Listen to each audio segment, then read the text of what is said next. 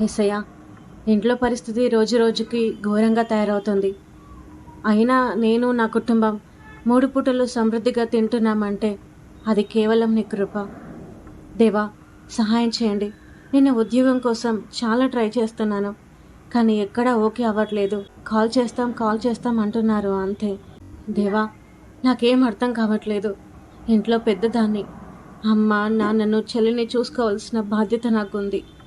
దేవా, కార్యం జరిగించు.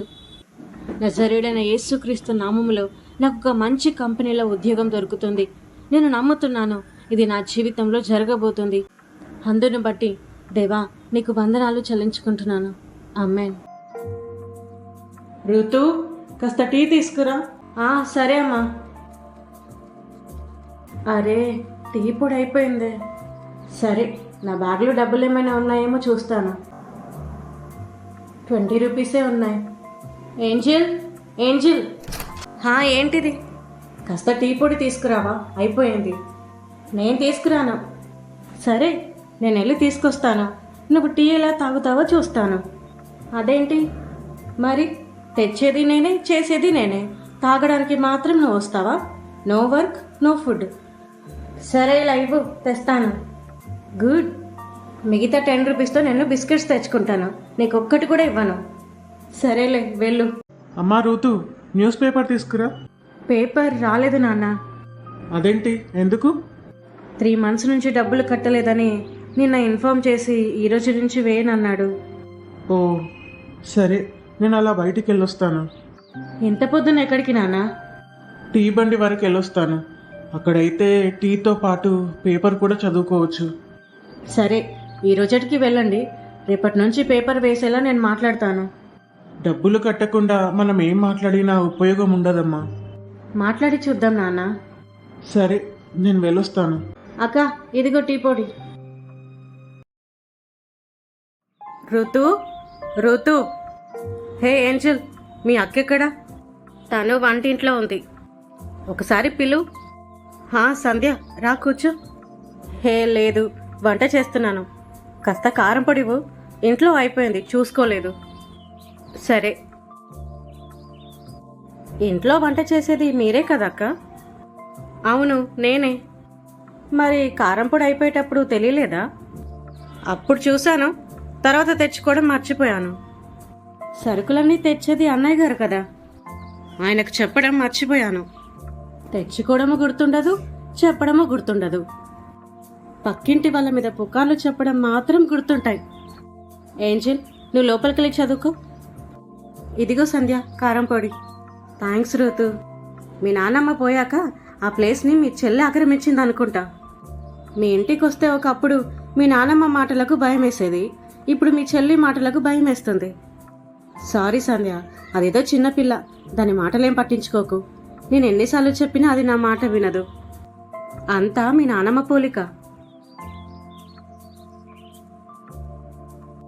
దేవా, నువ్వు నా జీవితంలో చేయబోతున్న గొప్ప కార్యమును బట్టి నీకు వందనాలు. అన్ని దారులు మూసుకుపోయి ఏ దారి కానరానప్పుడు నువ్వు నీ పిల్లల కోసం దారిని సృష్టించేవాడవు. నేను నమ్ముతున్నాను, తొందరలోనే నా పరిస్థితులను నువ్వు మార్చబోతున్నావు. నేను నమ్ముతున్నాను, పాతవన్నీ గతించిపోయి నా జీవితం నూతనంగా మార్చబడబోతుంది. ఐ బిలీవ్, తొందరలోనే నేను నీ నుంచి గొప్ప అద్భుతాన్ని పొందుకోబోతున్నాను. In Jesus name I receive. Amen. Hey Ruth. Hi Rupa, రా కూర్చో. నీ గురించి మీ ఇంటికి వెళ్ళాను. మీ చెల్లి నువ్వు బయటికి వెళ్ళావని చెప్పింది. ఇంకా నీ రెగ్యులర్ స్పాట్ ఇదే కదా అని ఇక్కడికి వచ్చాను. అవునా, దేని గురించి? ప్రజెంట్ మీ సిచ్యువేషన్ బాగాలేదని చెప్తున్నాను, నన్ను తప్పుగా అనుకోకు. ఒక విషయం చెప్తాను. సరేలే, చెప్పు. నాకు తెలిసిన ఒక ఇంట్లో ఒక ఆయా కావాలంట. ఆయానా? అంటే ఏం చేయాలి? ఒక ముసలావిడ ఉంది, తనని చూసుకోవాలి. తనకు ఫుడ్ పెట్టడం, టైంకి మందులు వేయటం, స్నానం చేయించడం, అలాగే కొంచెం ఇంటి పనులు కూడా ఉంటాయి. అంటే వాళ్ళ కొడుకు కోడలు యుఎస్లో ఉంటారు. తనని చూసుకునే పని ఆమె మానేసిందంట. అందుకే. ఏమంటావు? యాక్చువల్గా నాకు లోపల చాలా బాధగా ఉంది, కానీ నాకెందుకు నవ్వొస్తుంది. సరే, ఎంత ఇస్తారంట? నువ్వు వెళ్తావా? శాలరీ చెప్పు. పాత ఆమెకు 20,000 ఇచ్చేవాళ్ళంట, అంటే తను పూర్తిగా అక్కడే ఉండేది. నువ్వు అలా చేయలేవు కదా, అందుకే వెళ్ళి మాట్లాడాలి. సరే, దేవుడు నా జీవితంలో కార్యం చేసేంత వరకు ఖాళీగా ఉండటం కన్నా దగ్గరకు వచ్చిన పని చేయడం బెటరే కదా. రేపు వెళ్ళి మాట్లాడదాం. సరే, బాధపడకే. మీరు ఒకప్పుడు బాగా బతికిన వాళ్ళని నాకు తెలుసు, కానీ పరిస్థితులకు కొన్నిసార్లు మనం తలవంచాల్సి వస్తుంది. నేను నమ్ముకున్న నా దేవుడు నా దగ్గర తప్ప ఏ మనుషుల దగ్గర తల వంచకు అని అంటాడు. అలాంటిది పరిస్థితులకు తల వంచేలా ఎలా చేస్తాడు? నేను ప్రార్థన చేశాను, సమస్త భారాన్ని ఆయన మీద వేశాను.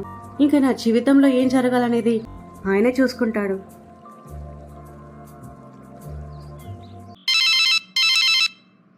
హలో, ఎవరు? Yes, this is Ruth. Okay, హా, sure, thank you. Wow, thank you దేవా. ఏంటక్క సంతోషంగా కనిపిస్తున్నావు? ఏంజల్, నేను లాస్ట్ వీక్ ఒక ఇంటర్వ్యూకి వెళ్ళాను, గుర్తుందా? హా, అవును. వాళ్ళు కాల్ చేస్తామన్నారన్నావు కదా. హా, అక్కడి నుంచే కాల్ వచ్చింది. ఆఫర్ లెటర్ ఈమెయిల్ చేశారు. 15 lakhs per annum. నిజంగానా? అవును, నాకు చాలా సంతోషంగా ఉంది.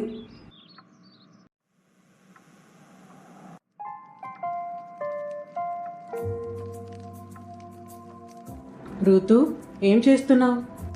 ఏం లేదమ్మా, ఊరికే ఉన్నాను. మరి ఉద్యోగం సంగతి ఏంటి? అది చాలా దూరం అంట కదా. అవునమ్మా, నేను అదే ఆలోచిస్తున్నాను. సరే, ఆఫీస్కి దగ్గరలో రూమ్ చూసుకో మరి. ఏంటమ్మా, మిమ్మల్ని వదిలి నేను ఎలా వెళ్ళగలను? అందులోనూ చెల్లికి ఇంటి పనులు ఏం సరిగ్గా రావు. నేర్చుకుంటుంది. రావంటే ఎలా?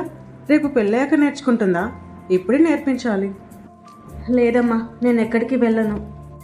అలా అని ఉద్యోగానికి వెళ్లకుండా ఉంటావా ఏంటి? ఇక్కడి నుంచే వెళ్తాను. అప్పుడు నీ జీతం అంతా పోయి రావడానికి అవుతుంది, పైగా అలసిపోతావు. చూడమ్మా, మా గురించి నువ్వు అస్సలు బాధపడకు. నువ్వక్కడ ఎలా ఉన్నావో అనే బెంగ తప్ప మాకే సమస్య, ఇబ్బంది లేదు. సంతోషంగా వెళ్ళు. ఎవరికి ఎప్పుడు ఎలాంటి బాధ్యత ఇవ్వాలనేది దేవుడే నిర్ణయిస్తాడు. సరే, నేను రేపే వెళ్ళి దగ్గరలో ఏమైనా రూమ్స్ ఉన్నాయేమో చూసొస్తాను. నెక్స్ట్ వీకే జాయినింగ్ కాబట్టి ముందుగానే అన్నీ సెట్ చేసుకోవాలి.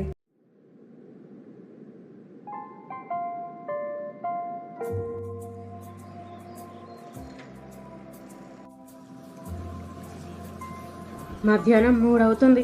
పొద్దున 7 గంటలకు వచ్చాను. ఇంతవరకు ఒక్కటి కూడా ఓకే అవ్వలేదు.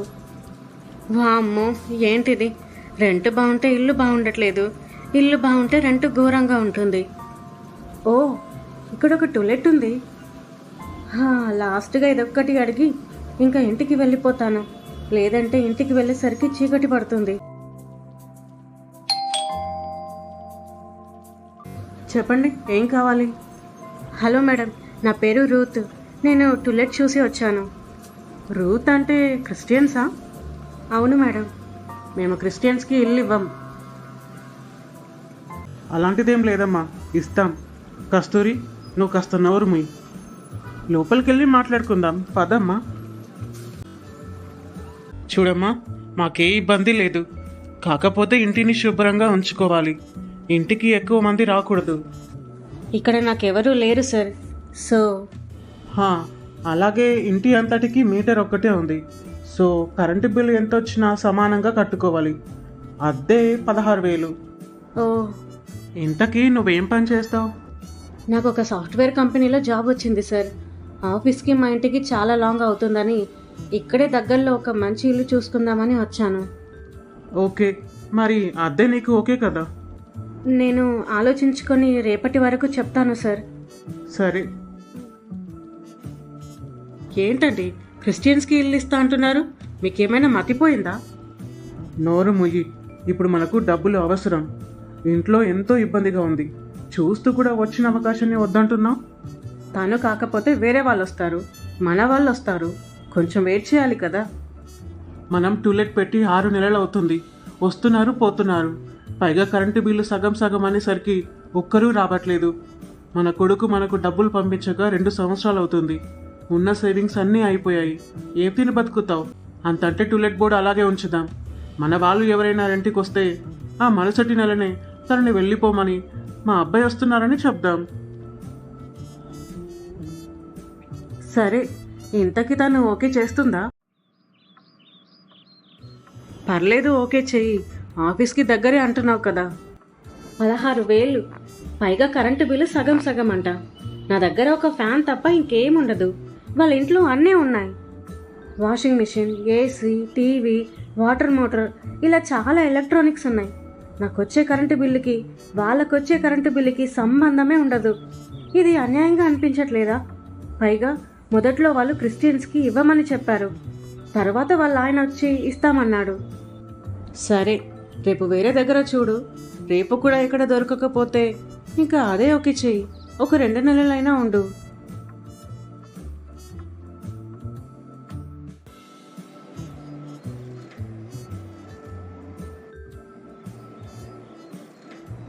అమ్మా, అయిపోయింది.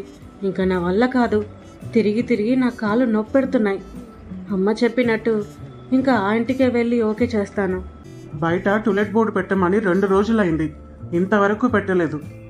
ఇప్పుడు అది పెట్టడానికే వెళ్తున్నానండి. ఓ, టూలెట్. Excuse me madam. చెప్పమ్మా, ఏం కావాలి? మేడం, నా పేరు రూత్. నేను రెంట్కి ఇల్లు కోసం వెతుకుతున్నాను. ఓ, సరే, లోపలికి రామ్మా. హలో సార్, నమస్తే. ఎవరు? రెంట్ కోసం వచ్చిందండి. ఓ, అప్పుడేనా? రెంట్కి పైన ఫస్ట్ ఫ్లోర్లో ఉంది. ఓకే, రెంట్ ఎంత సార్? ఫస్ట్ వెళ్ళి చూడు, నీకు నచ్చితే అప్పుడు రెంట్ గురించి మాట్లాడుకుందాం. Okay sir. సార్, ఇల్లు బాగుంది. రెంట్ ఎంత? సరే, రెంటు 10,000. Okay, current bill? అది నువ్వు వాడినంత. నీకు సపరేట్ మీటర్ ఉంటుంది. నీకు వచ్చినంత నువ్వే కట్టుకోవాలి. ఓకే సార్, నేను ఇప్పుడే మీకు అడ్వాన్స్ పే చేస్తాను. సరే, ఎప్పటి వరకు వస్తావు? అంటే రూమ్ అంతా క్లీన్ చేయించాలి కదా. నేను ఒక 2-3 డేస్లో వస్తాను సార్. సరే.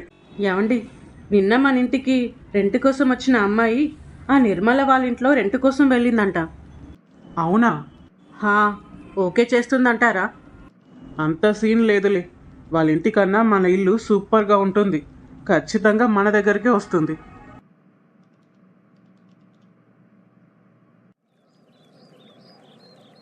ఏం నిర్మల గారు, నిన్న మీ ఇంటికి రెంట్ కోసం ఎవరో వచ్చినట్టున్నారు. ఓకే అయ్యిందా? అయ్యింది. ఈ 2 రోజుల్లో సామాన్లు తెచ్చుకుంటానంది. అడ్వాన్స్ కూడా ఇచ్చింది. అవునా?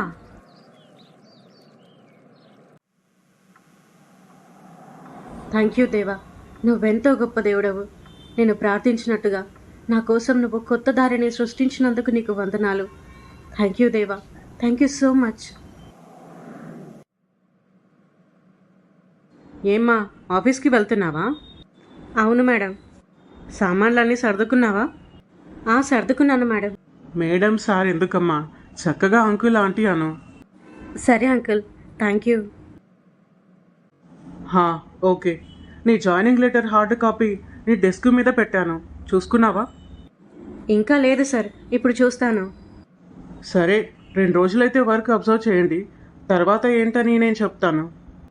Okay sir, thank you.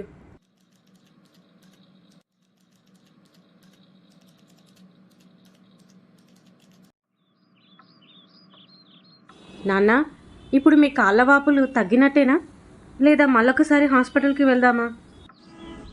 అది బీపీ వల్ల అని డాక్టర్ చెప్పాడు. టాబ్లెట్స్ వేసుకుంటున్నాను కదా, ఇప్పుడు నార్మల్ అయింది. సరే. నీకు పెళ్లి సంబంధాలు వస్తున్నాయి తల్లి, ఏమంటావు? ఇప్పుడే వద్దు నాన్న, నేను కనీసం ఇంకో 2-3 సంవత్సరాలైనా ఉద్యోగం చేయాలి. మరీ 2-3 సంవత్సరాలా? ఇప్పుడు నీ ఏజ్ 28. 30 దాటి లోపు నీ పెళ్లి జరిగిపోవాలి. అలా అయినా ఇంకా 2 ఏళ్ళు ఉంది కదా, దాని గురించి ఇప్పుడప్పుడే ఆలోచించకండి.